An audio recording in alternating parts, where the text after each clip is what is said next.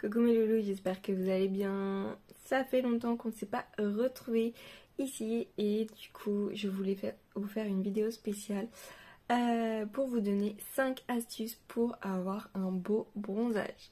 Donc aujourd'hui je vous donne vraiment 5 astuces pour avoir un bon bronzage qui va durer dans le temps. Donc en fait la première étape qu'on va venir faire, c'est préparer sa peau avant les expositions, mais pas la préparer n'importe comment. Il faut la préparer de l'intérieur. Qu'est-ce que ça veut dire? Le top du top, c'est de commencer environ 3 semaines avant l'exposition, le départ en vacances. En fait, vous allez venir manger davantage de fruits et de légumes contenant du bêta-carotène. Qu'est-ce que du bêta-carotène? Ça se trouve où? Qu'est-ce qu'on fait de ça et où on va le chercher? Eh bien, vous pouvez le trouver dans les carottes, d'où l'expression avoir les fesses roses. On va pouvoir le retrouver aussi dans les pastèques, dans les tomates, abricots, poivrons rouges. Mais vous pouvez aussi déguster tout ce qui est huile végétale de noix de coco qui va sentir du coup les vacances.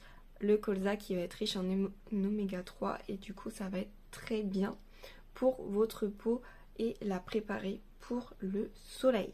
La deuxième étape, en fait, vous allez pouvoir venir booster la synthèse de mélanine. Qu'est-ce que c'est que ça?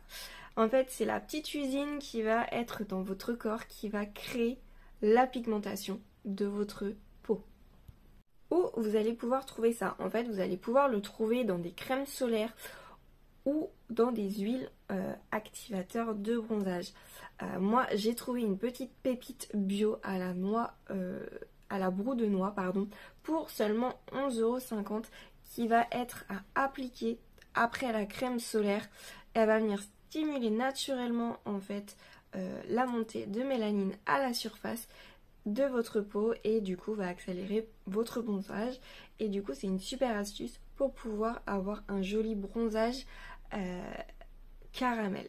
Donc voilà, la troisième étape, ne surtout pas oublier votre visage. On dit stop au nez tout rouge parce que franchement c'est une catastrophe pour l'été.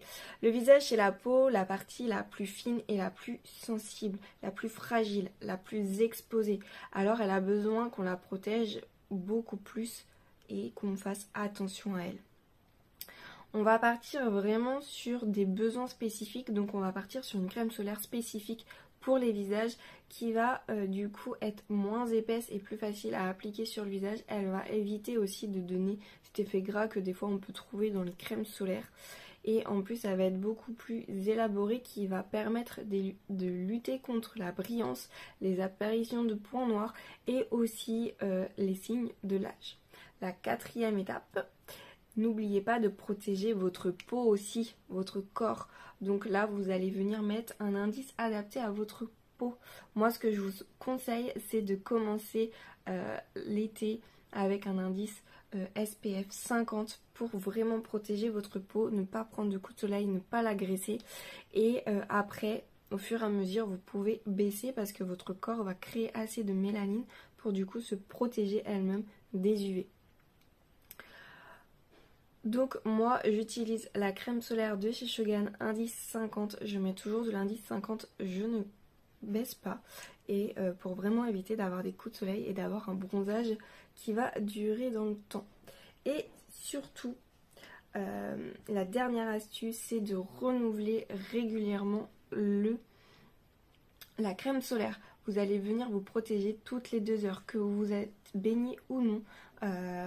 Il faut venir pendant la journée, toutes les 2 heures, revenir mettre de la protection sur votre peau pour éviter les coups de soleil. Donc voilà mes loulous, à utiliser sans modération. À la semaine prochaine pour la suite des astuces de bronzage. Ciao!